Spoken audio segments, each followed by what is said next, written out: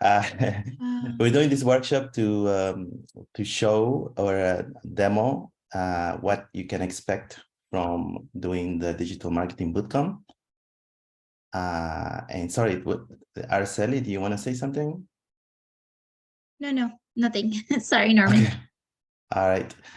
And yeah, so I think what we wanted to do here is to give you a taste of what you can expect by completing the Digital Marketing Bootcamp. Specifically, I was asked to cover a topic from the bootcamp. And but before we get there, let me introduce myself. My name is Norman Valdez. I think you can see there on my Zoom.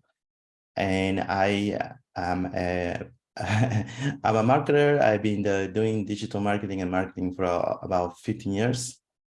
And my background is in communication, web development, graphic design, and systems implementation. So all of that combined has converged with digital marketing because I was already into marketing. And so now at this point, aside from having my full-time job as Director of Technology and Communications for a national charitable organization here in Canada, I'm in Toronto. I'm also doing some teaching because I love teaching. And I also think, and I believe how important it is to share and to participate in the development of other people if you have the ability to do that. And I find that as a very honorable profession because also my family, they were teachers and whatnot. So it's a little bit about me. And do we have someone? Let's see, Fatima. I think it's Araceli.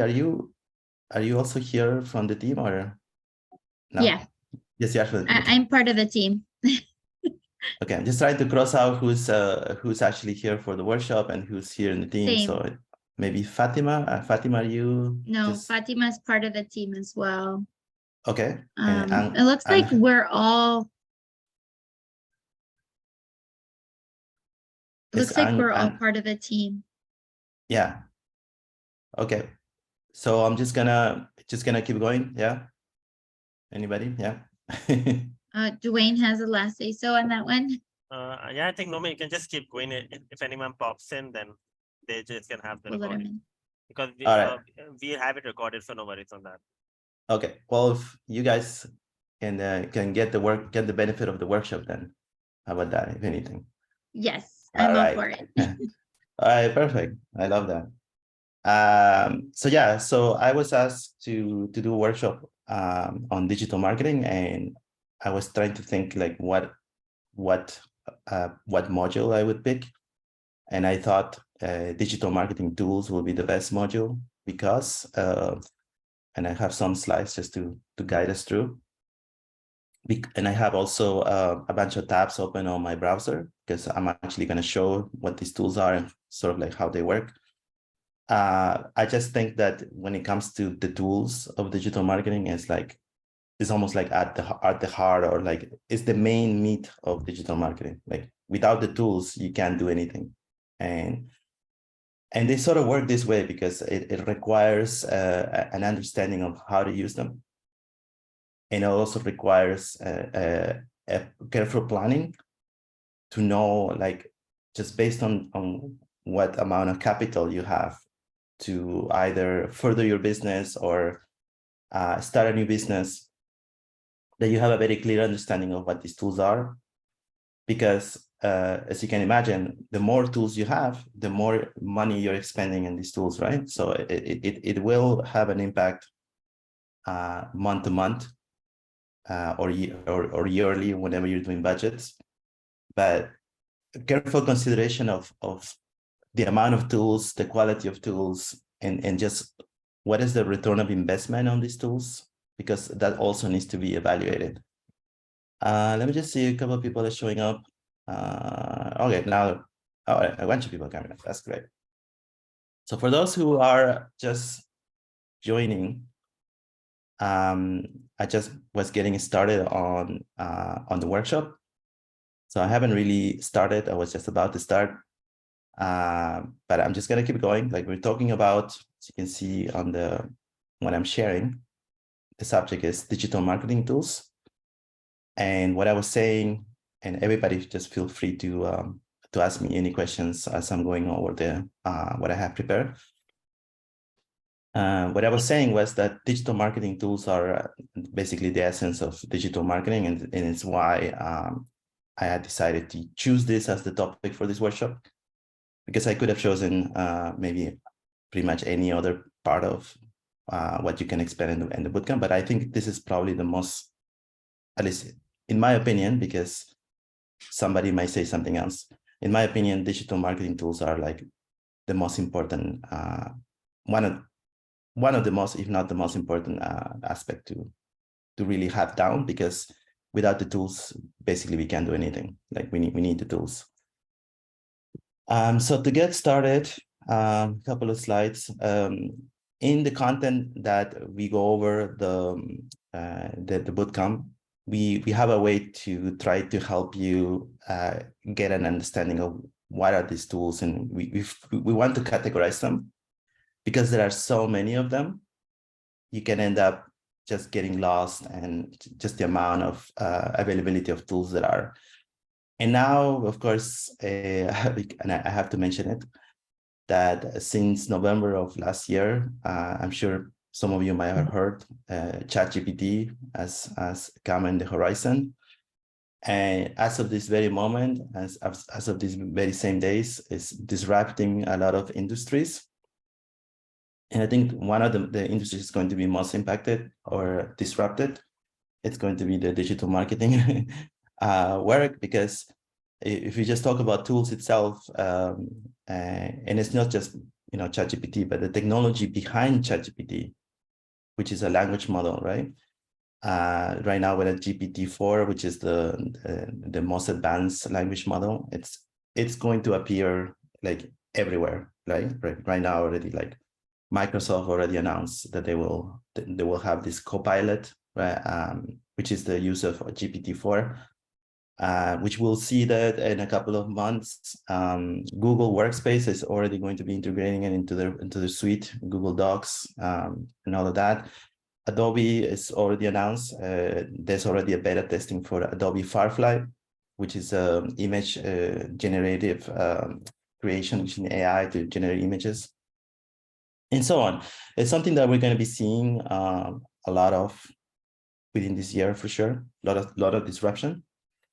But let's start over with this slide. So in this slide, we're talking about market research tools, right? So as you can see, it says market research tools, survey tools, data relationship tools.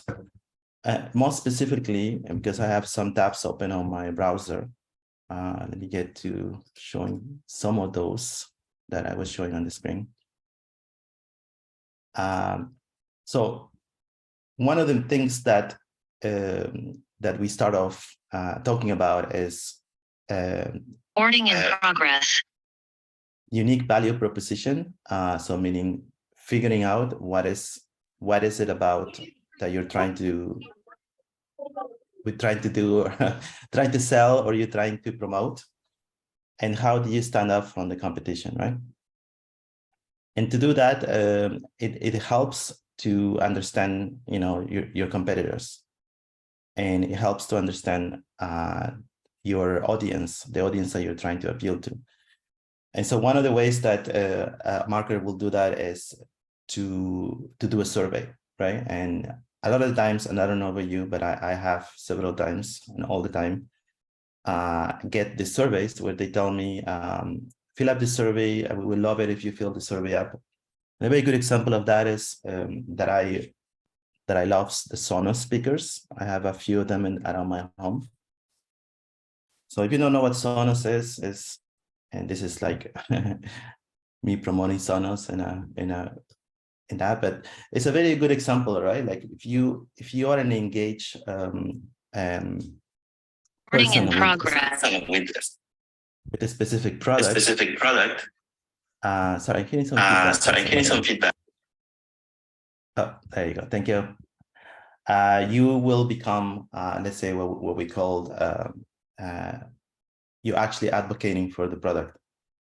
But if you purchase anything and you get in the database of, for example, Sonos, they will know that and they will be able to try to figure out more about you. Aside from your purchasing patterns, if they launch a new product, which actually they did recently, they launched a new series of speakers, they will send you a survey, for example, using a tool like SurveyMonkey. That's one tool. And they usually will offer you a discount for a future purchase, or they will incentivize you in different ways by saying that, we'll join into our beta testing group and you'll have access to products that other people don't have access to. So that's one example of like a way that you can do market research. Market research can also be done by creating marketing personas. And so nowadays, there are many different ways of doing that. Of course, you have to monitor your competitors' social media accounts and their activities. And you can also engage a company that will do that for you, of course. But there are different approaches to it. Another way of doing sort of like market research would be using a tool like MailChimp. And let me see, back to the screen. So what I'm showing here is an actual MailChimp account with a lot of customer data in it. And what we do all the time is to analyze our audience. So you can see like audience means that there is a number of people in this database. So you can see this many people. And if you want to do trying to understand our market audience, we would first try to see if we have defined, and this is a website that uses this specific tool. And to exemplify how more or less we have, or we're trying to define the size of the segment of this audience, we have actually a field that asks that question, and that is the sector question. So that means that for anybody that has signed up to this list, it's a sign-up list, people get different kinds of communications, you get a question about sector. So somebody can sign up, and as you can see, it's mandatory. They have to sign to be either a nonprofit, a government, corporate, or other, right? So if you want to find out how many people are in each sector, it's a very simple query using this tool, MailChimp, to create a segment, right? So I can just go here and edit the segment.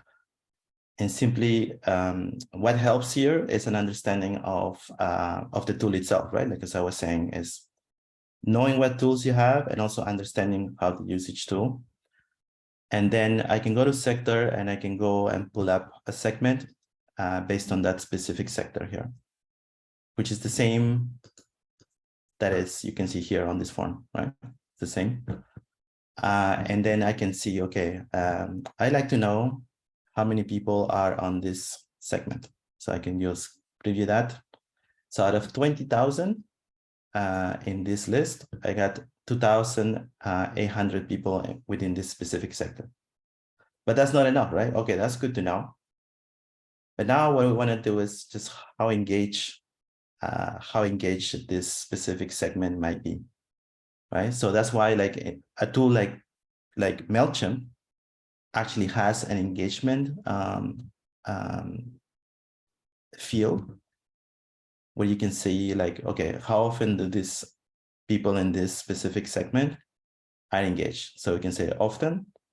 That means they're opening, and I will show you in a moment when we see like what that means. If I do this segment, now I know that within that specific sector or segment, and as you remember, the previous number was around over 2,000, but only about 827 are engaged, are most engaged, right? So what I can do then is start to create a table and see out of all the different sector types, how many how many people are more engaged or less engaged. And then I can start going over specific profiles and actually get to see their activity, right? I can see like, okay, according to the system, this specific individual is categorized as being very engaged. So I can actually see this, and I can actually take a look at their specific activity and make deductions and make assumptions. So this is like when you wanna, one of the ways, because it's not the only way. This will be one of the ways that, so I'm just checking at the chat. Okay. One of the ways that you can get to understand your current audience a little bit better, right? Now, the one tool that there's many other tools, but let's say Buffer is another tool that allows you to manage several accounts. Because as you can see here, this account has been set up to manage, and I'm going to show you here how many. 16 channels, and they're all from different social media platforms, right? There's Instagram, there's Twitter, Facebook, and all of that. Because for this specific case, just the company that I actually work for, we have this many channels, right? Because otherwise, if you don't have a tool like this, it gets very difficult to either publish or to look at consolidated analytics for the overall question. Is like, how are we doing in social media, right? Like the question is like, how are we doing in social media? It gets very difficult if you don't have a tool like this, because you can just now go to the analytics tab and get an answer by channel, right? And you can just go tab by tab and see, you know, how the performance is, right? And always keeping in mind that, you know, like when we're looking at analytics using this specific tool, or any tool, actually, could be Google Analytics, could be another tool, right? You always have to have a sense of what is the period of time that you're looking at this from, right? Because usually it'll just give you the current month. As you can see, it says this month. But you want to have a very, what you call a defined period of time at which, you know, if you're looking at analytics, you would look at analytics, right? So it has to be very clear to define, because it doesn't help to look at analytics if you don't have a point of comparison. You always have to have a point of comparison and something to match it with. That has to be established first. So these are just examples, right? Like, you know, I can go here and different channels. But what's cool about this specific tool and about, like, it's not just about, you know, I can go to the publishing section and I can create a post, and I can select the same post across. As you can see, I can just create separate all channels at once, and it will allow me to customize the messaging for each social media platform, because every social media platform has a very specific way of speaking, and you know, certain hashtags are not going to be the same in Twitter than on Facebook, and etc. Right? So you do have to change, but it just allows you to create the same kind of messaging, which you can just make tweaks and change, and maybe even use different kinds of images that would be more effective per platform, because when it comes to images, ratios are also important, for example, right? But beyond that, and this would be like, for this tool Buffer, it would be like one of the #1 things that people like to use it for. Aside from, like, you know, you can look at things in a calendar format, and you can create your content strategy, maybe using this for socials, right? But one of the things that I really love about this tool is that when it comes to the analytics, it's not just about looking at, you know, engagement and reactions and all of this performance indicators that you can see here, but it is that because we're talking about machine learning and AI, and this is only going to get better on passing of time, that whatever activity that happens through this specific tool it will actually do its own analysis and give you quote unquote answers. And these answers are that the platform is actually making an analysis of all of the activity and is giving you, for example, recommendations as to like what is the best day to post according to your activity. So you can use this analysis, which is again machine learning, right? Which is midway to AI. Because I think like even this is gonna get more as we're talking about like language models and all that. This is probably one area that's gonna get further on very soon. But at least what has been given by here, it's already something that's, I can tell you, like within my team, we use this all the time. We always look at what are recommendations.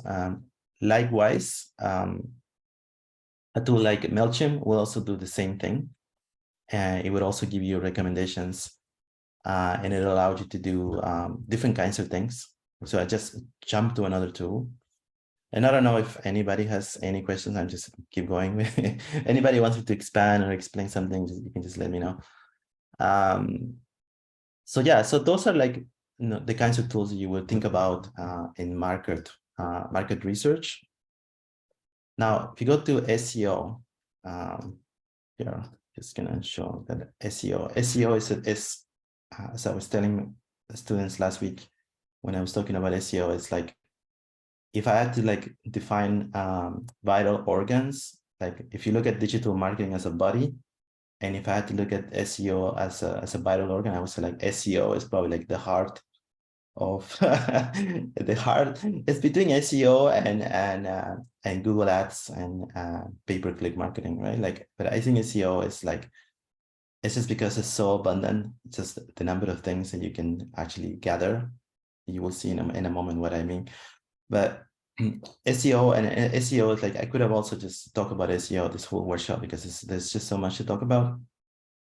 Now, when we talk about SEO, we talk about SEO in that there's three aspects of it. There's three main dimensions of SEO. And number one is technical. And technical has to do with just ensuring that the website is running quick and that it's on a good hosting, on a hosting account or server. That the technical part, meaning that the website itself functions and will load up under 3 seconds, because it's recommended that if a website loads more than 3 seconds or 2.5 seconds, then it's not only an optimized in technical terms website, right? The home page, meaning the work and the research that you have done within a specific page to know what is how is the content flowing around the identified keyword or number of keywords. And then the offsite SEO, which has to do with backlinks, or meaning creating links that are outside of your website that will link up to your website, if your website is your landing page. So to show this, I'm going to show a tool called Ubersuggest, because there are so many tools. As I said, there are so many tools I could be showing, but I'm only going to focus on one. I'm going to now switch to Ubersuggest. So if you don't know, Ubersuggest is there are many SEO tools, but I always like to recommend Ubersuggest because pricing wise is, in my opinion, the most cost effective. As you can see, it's like $49 a month. If you use a tool like SEMrush, which is like could be a competitor, you do get more out of SEMrush or SEMrush. You know how people call it different ways. But as you can see, like the pricing for SEMrush is higher, a lot higher. Whereas in SEO, Ubersuggest, you get almost about the same amount of features for a reduced price, and it's a monthly price of $47 per month. So recommend, there are many tools there, but I recommend this one. Let me show you something about the tool. Once you have signed up for an account, and here, like the value or the goal value here is that you can do keyword research, right?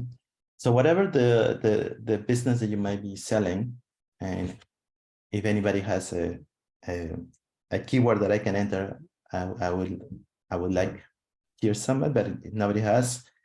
I'm just gonna say that you're selling hiking boots. So I can put a keyword, say best hiking boots.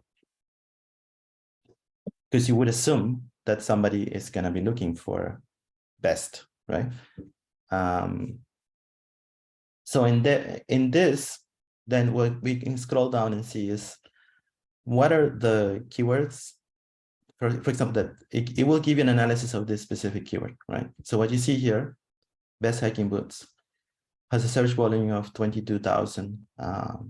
So there's 22,000 per month that people are using this keyword. So this tells you that, okay, great. A lot of people are using this keyword, so interesting. But the difficulty here is 73. So what does 73 difficulty mean is that, as you can see, it's an estimated competition in organic search.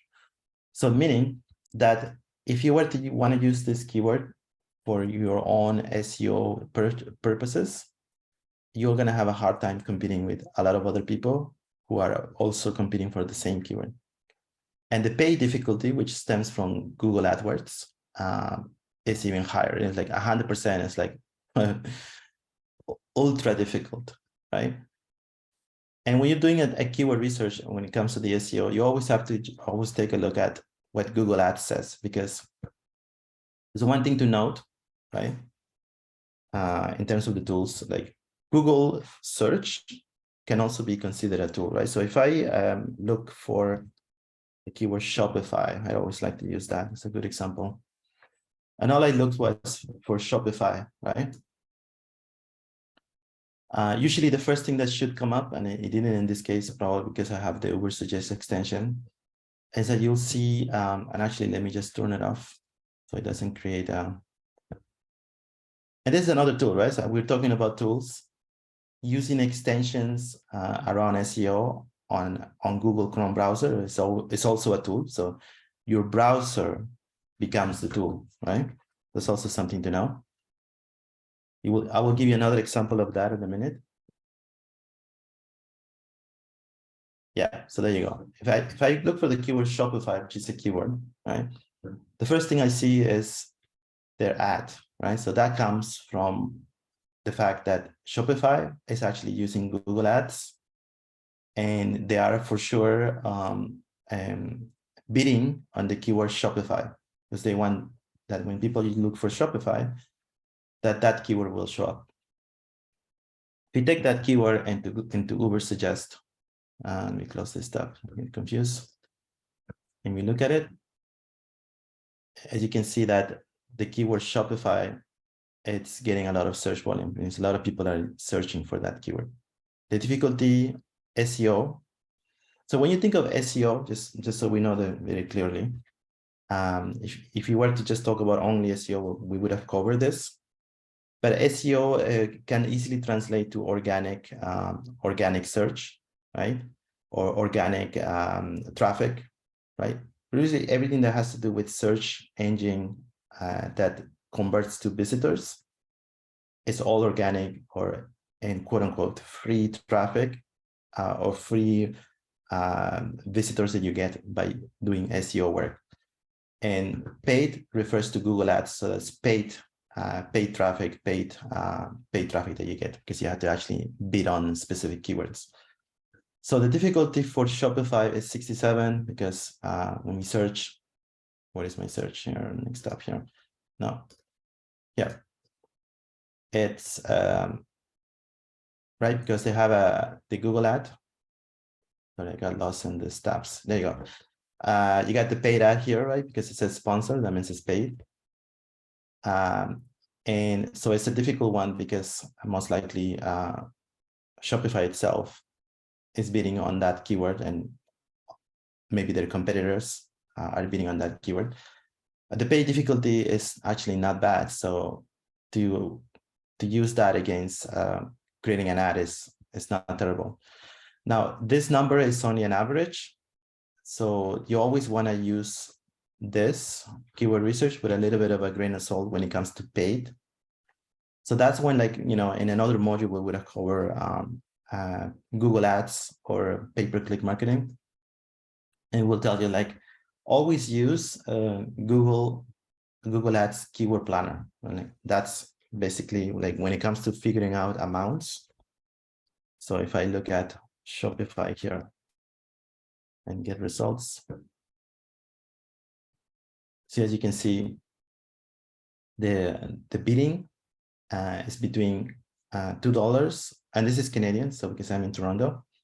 So in US, it will be lower because I think conversion is 1.37. So for $1 it's 1.37 Canadian. It's in the middle, so it's about $3 per keyword that if you were to do paid Google Ads bidding on this keyword, you will have to pay. So it just really means that every time I click here, actually Shopify needs to pay for that. And of course, that takes me to the landing page. Right, and right here, so on the top, you have the paid. So somebody at Shopify created this ad. It looks like a regular Google listing, right? Like the one below. It's almost like the same, right? It's done on purpose because they want to make sure that this appears on the top. So they bid on this word, Shopify, and maybe there's a few other words that they're bidding inside here as well, and most likely. And right below it is the organic sort of like listing, right? This is where SEO is actually doing its work. So, and there's a number of tools that, allow for that to happen. But I think like Uber suggests, this being one of the tools that it's, to me, something to pay close attention to. Another thing that, like Uber suggests that's very well is it will give you related keywords, right? So right underneath, you'll get those like suggestions, or like suggestions are really like, related keywords, but the related keywords that in this case, the tool wants to emphasize for us. And what we want to see here, when we look at those related keywords, we can actually use to do our own strategy, content strategy, is to figure out which are the ones have like a good level of difficulty, because you can see 82, right? This goes from 0 to 100, right? So the more it goes close to 100, the more difficult this keyword is going to be, and the less effective it's going to be, right? So you have to find keywords that have a difficulty, and this is not like a set parameter, but in this tool will give you a green color if it's like under 30, I believe. So far I haven't seen anything that's under 30. As you can see, I'm scrolling here and it's 57. But there's bound to be at least one. As you can see here, there's one. So, and that's green. That's because the tool is already telling us that given the algorithm that they have to figure out like keyword difficulty, this is under 30. So at 21, this part is good. However, the volume here is not good because it's 70. So that means every month there's only about 70 searches using Shopify versus Squarespace. And that may not be necessarily a good keyword to use, because there's more or less an understanding that if a keyword doesn't have more than over 200 searches, it's not a worthwhile keyword to consider. So that means that, we have to go and keep looking for a different keyword until we find one that is good, right? Let me see what else we can do with this. Is that we can actually find competitors. So if we use Shopify, out of this, we're gonna find some of the articles where this keyword is actually driving traffic to. So you guys see these are websites that are not Shopify, right? So all of these articles, which we can actually take a look at and actually break it down even further. And we can actually see, what other keywords they may have used in this specific article that's actually driving traffic to or make use of the word Shopify. And then you can actually use some of these keywords and actually see if some of them might be of use, because not all of them might be, right? Because you can see difficulty, at least on the first page, pretty high. So it might not be worthwhile to use. And then, of course, there's a content idea tab here, which is essentially just telling you like all of these articles have a lot of traffic using that keyword.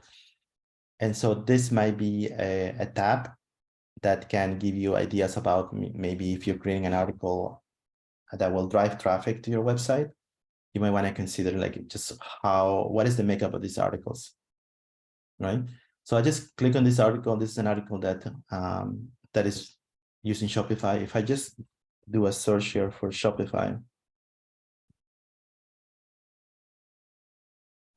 Shopify, as you can see, the word Shopify appears all over this page, right? So Shopify here. So this is the title of the article, which also appears twice because that's the breadcrumb and this is the title of the article. They created a category on this website for that. So another way that it will appear again. As you can see, it's spread all over the article, right? And this is of course done in purpose, right? This is how, you know, after doing research and trying to identify what could be a valuable keyword, that they would have, you know, understood that they need to be consistent in how they structure this specific content type. And nowadays we have when you want to start off, right? Because one of the things that you want to consider when creating content is, and let me see, something that popped up in the chat. Yeah, one of the things you want to consider when you are starting to create or trying to create content is to first, I would say, don't even worry about the keywords. Just worry about that you are writing something that you think might have a good chance of somebody being interested about that specific topic. So don't even worry about the topic itself, right? And then once you come up with that content, you can take the body of the article. Let's pretend this is a draft, right? And you can just use ChatGPT. So I'm just going to disable this. I have a plugin for this. So I'm just going to disable this. Let's disable. Yeah, it is disabled. Okay, great. You can use ChatGPT and you can say, can you give me a focus keyword for this article? Yeah. And mind you that, you know, like this is one way that you can use ChatGPT to help you with SEO. So again, ChatGPT is not the tool we're talking about, right? So what ChatGPT did, because it's a language model, so it'll work best with text. It told us that based on this article, this is the focus keyword, right? And mind you that I said focus keyword, right? I didn't say keyword, right? I say focus keywords because I have an understanding that in the lingo of on-page SEO, a keyword is not called a keyword, it's called a focus keyword, right? And this is something we would have covered in, like, you know, when we do it specifically SEO specific. So that focus keyword, then, you know, as a first step, you would use ChatGPT, you take that keyword, and then you go to the keyword overview and you can plug it in and use it as your starting point, right? Don't use it directly, like don't just take it and use it directly, you know, came from ChatGPT. ChatGPT is just, at least for now, it's a tool for brainstorming and to supplement other kind of work that you may have done without, right? Because in the past, we didn't have ChatGPT. You can't do that, right? You have to just try to figure out, okay, read it, right, with your human eyes and try to figure out, well, what do you think would be the focus keyword, or like the keyword that you want to actually strive for, you know, to highlight. So when we do that and we get like the search volume for that focus keyword, which came from ChatGPT, has actually a good number of searches per month.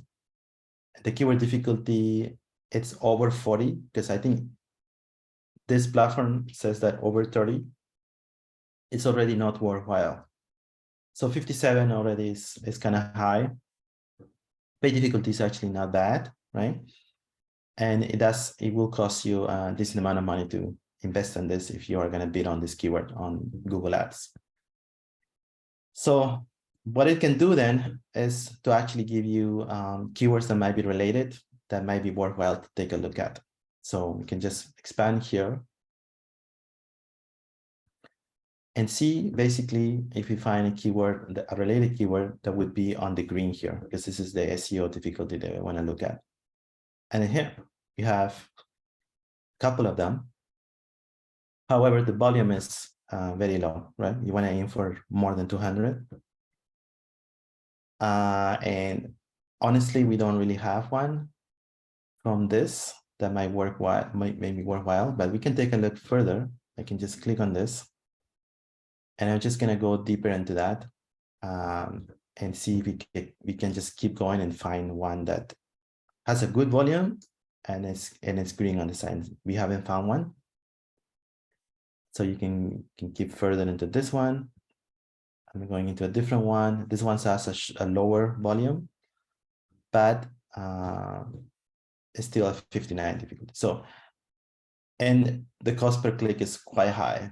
So this for sure, when it comes to paid marketing, which is not, we're not really talking about this right now, would probably not be one that you want to go for, right? So I can keep going with this tool, but just to say, like, this, like, I just consider it to be like one of the most important tools out there. And nowadays, in ChatGPT, and this is like, ChatGPT as a tool, right? Because you can say, from this prompt, I can say, give me related keywords from the above, just to be specific. And if I couldn't find the related keywords by using Ubersuggest, I may actually see if maybe one of them here might be ones that I can actually go and test, right? So different ways, right? So I could just keep going with this results until I find, a good keyword, at least one, if I'm gonna just use it for one article, and then use that one that has a good volume and a low difficulty that I can actually go and use for my article, right? So from there, if you're running a WordPress site, so WordPress itself is a tool, right? It's a tool that is worthwhile to understand.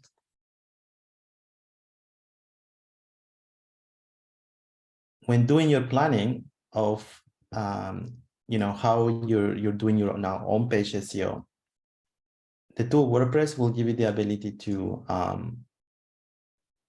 do on-page SEO by using a tool called Yoast SEO. So Yoast SEO, scroll down here. Yoast SEO, as you can see the name here, is a plugin that does SEO optimization for on page. On page literally means this is a page, and this is the plugin that does SEO for this specific page.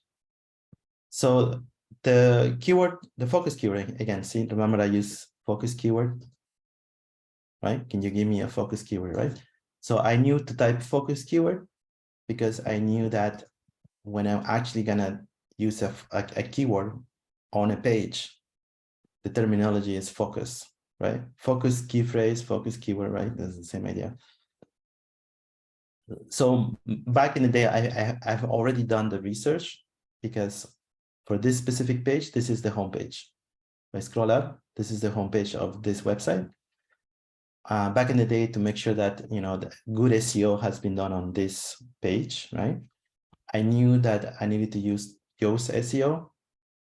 I need to know how it works and what are the sections that I need to be mindful of, right? So I already did my research. I make sure that this has a good volume and the difficulty is pretty decent. And then I also consider that and, making sure that if I'm using career development, that career development shows up in the title of the listing of the search listing and in the meta description. And I'll also make sure that it appears as much as possible because this is a homepage. There is no permalink, but it appears here and it appears in different places, right? Just like the article that, what is it that we saw about Shopify? It's one of the steps. I might have closed it, but you remember I did a search through the article just to see like how it was. Yeah, it was here, right? Yeah, there you go. Same idea, right? Shopify. right? Because that's what SEO is about. So keep in mind, like when I'm talking about tools, we always think like the tools are like, you know, Uber suggest, you know, that's clearly a tool, like an SEO tool, yes. But knowing even how to use your browser to do this simple, like I use Apple F on my keyword, and in Windows it will be Control F, is to find a word, right? But Google Chrome, for example, does a good job at, you know, at highlighting, you know, whenever you're looking for, like when you're doing keyword work, super important, right? Because it helps, you don't have to scan manually with your own eyes. It already pre-scan everything for you, so that, you know, like SEO, for example, is all about consistency. It's all about, you know, if you're aiming for a specific keyword, it's going to be all across the page. So you're going to have an understanding even how to use your browser as your tool. So the browser becomes a tool.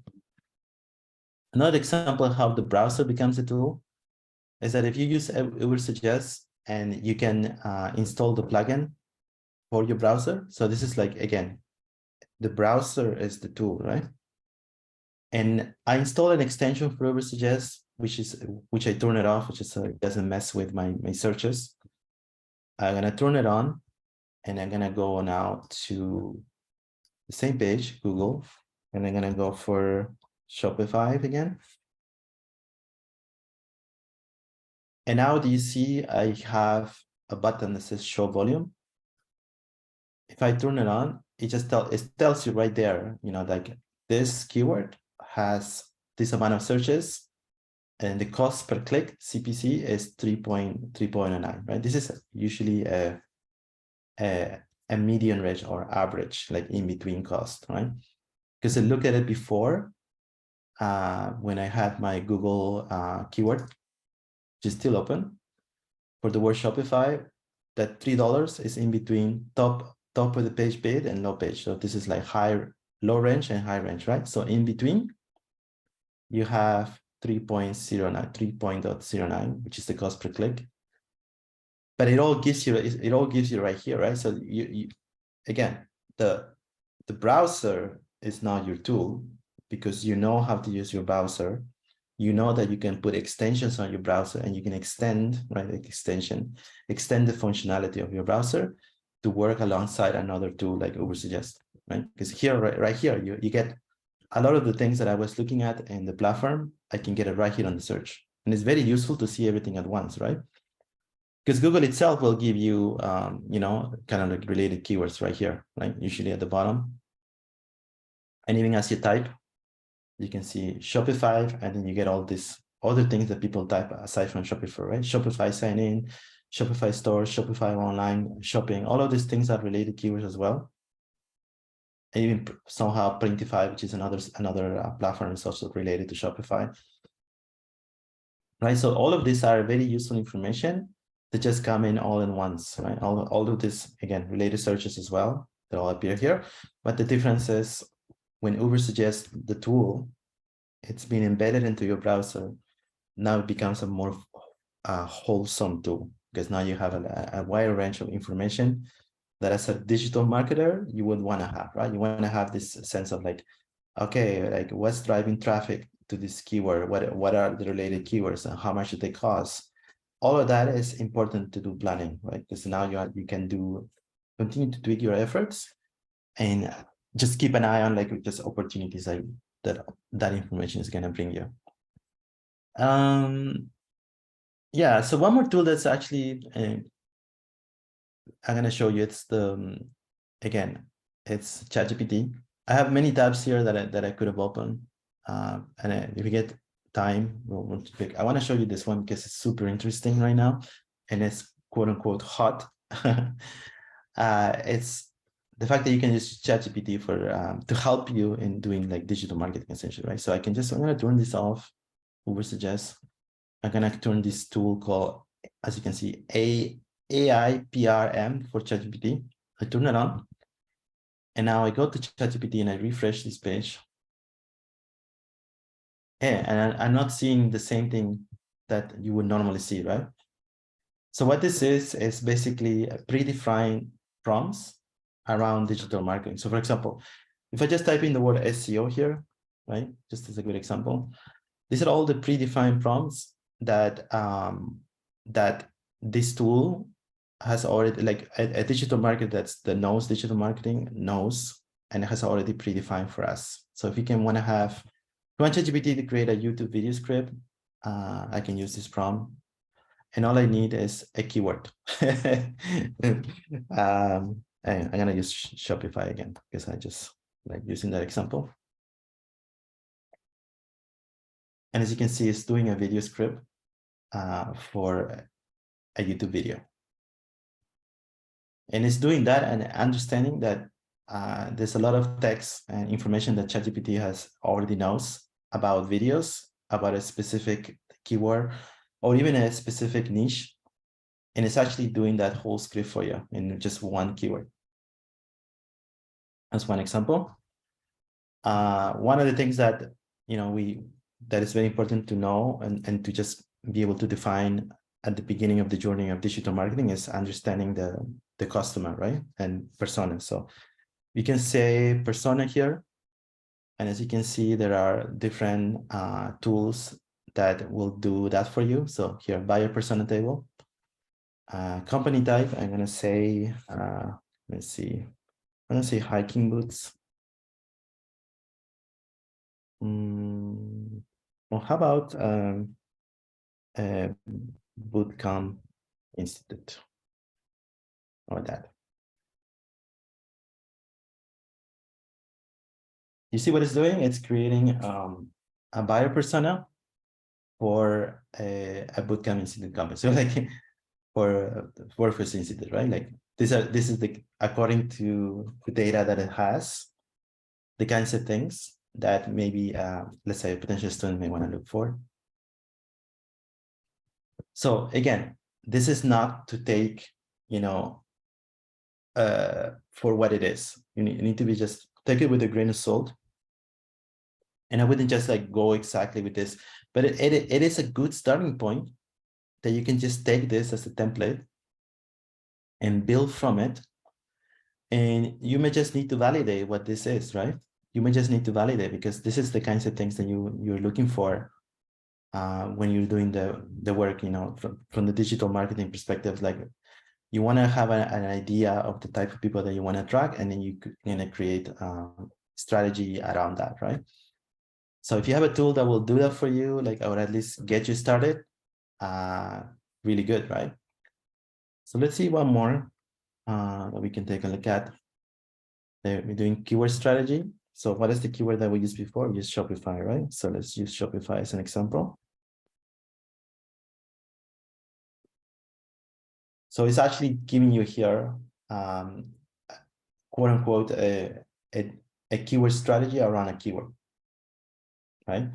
So again, can't take this as exactly for what it is, but it can give you ideas. It can be the source points to now take this and not copy paste and unchange anything, but just use it as a starting point, use it as a brainstorming activity.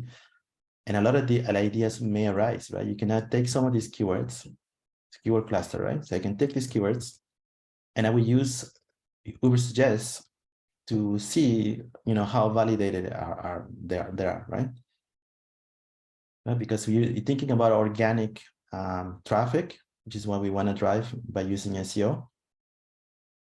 You also always also have to think about the potential for paid, right? So whatever opportunity we have, it needs to be validated, especially like, the keyword that I just found. It needs to have an understanding like, okay, we need to know, like, it's good for organic, but a lot of the times it needs to also be good for paid.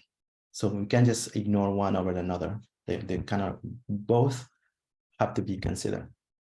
And of course, like a lot of this work that we do in digital marketing requires a way to inform others, because as you can see, there's a lot of numbers and some of these concepts may be a little bit too complicated, right? That's why you do need to have this one module on tools needs the context that the other modules will give you, right? I talked about personas and I talked about unique value proposition, and I wasn't talking about Google Ads, because there's a whole module on pay-per-click marketing that And all of these things require context, but at least you get an idea, right? Like once you have all these other modules and the way that they have been planned to go in a very thought out way, right?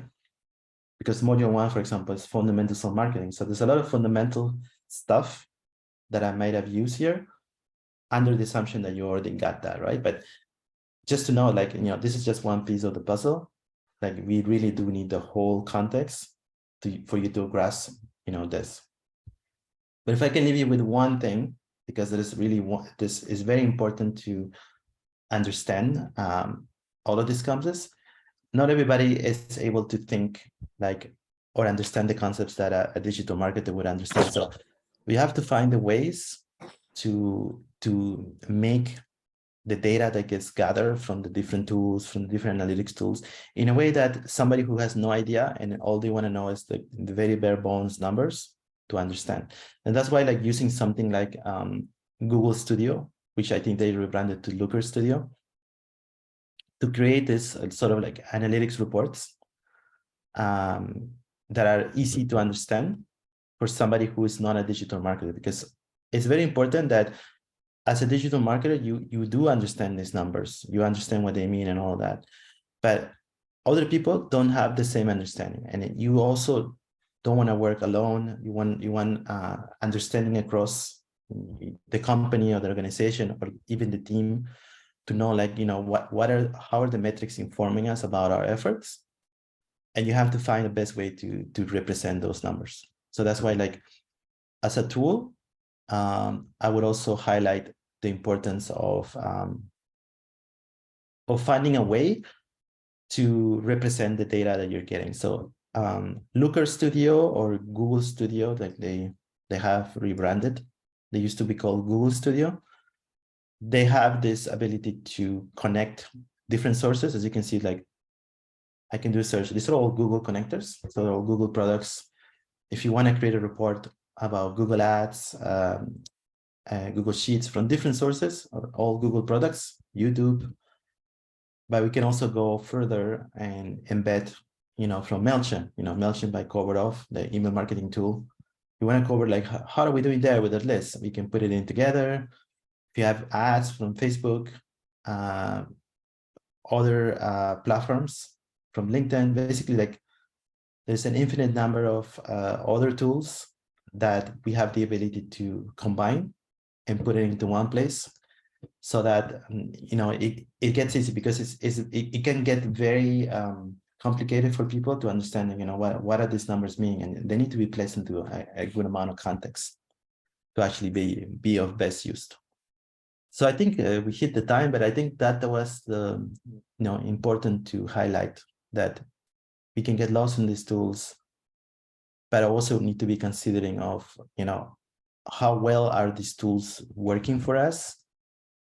And keep in mind that as much as there are many things that we as digital marketers get excited, at least I get excited about things that come up, and because of AI, we're going to see a lot more tools come up this year. For example, let me show you, I'm going over time, but I just want to show you that in the passing of this time, as you can see, there's a website called futuretools.io, and I can have tools that use AI for different purposes, right? This for marketing. There you go. There's a bunch of tools here. And we're going to see a lot of these tools come up throughout the year as AI becomes a more of an established thing that is just like officially being embedded into other systems and whatnot. But you have to have careful consideration, and just like more tools you have, the more money that you're spending. And so you have to have careful consideration as to how much return are you getting on the use of these tools? Are these tools really leading to conversions? Are they leading to purchases? Are they leading to visits? Whatever it is that you have identified to be a conversion, are these tools actually doing that for you? And if they're not, maybe you don't want to use some of them. Maybe you just want to concentrate on a fewer number of them. But yeah, budget is something that we would have covered in other modules as well, but very important to consider. And also just the amount of time that it takes somebody to use them, because time is also something worth thinking about and considering. But yeah, that's all the time we have, and I hope it was interesting or give you a good overview what you would expect from other modules and build on it and etc. It was. Thank you so much. Yes. Okay. I'm excited. I'm starting the class this upcoming Tuesday, Wednesday. So I'm super excited to like see all this and like make it make sense, you know? Oh yeah. It's gonna it like I was saying, you know, like right now, maybe some things are out of context, but at least it gives you an idea that when you're doing the bootcamp, you are gonna get that context, and it's gonna make more sense once you know the other modules will complement a specific subject and make a better use of you know what this actually means. And of course, in the modules we have more time, and normally I don't actually go talking nonstop. I do have interactions and people ask me questions, and I make sure that everybody will understand everything without moving on to the next thing. Okay, cool. Now, a question, let's say, and I know because we often get a lot of like business owners taking the class. So I always let them know that this is like a great opportunity for them to like run it by yous or the instructors, and then kind of just go,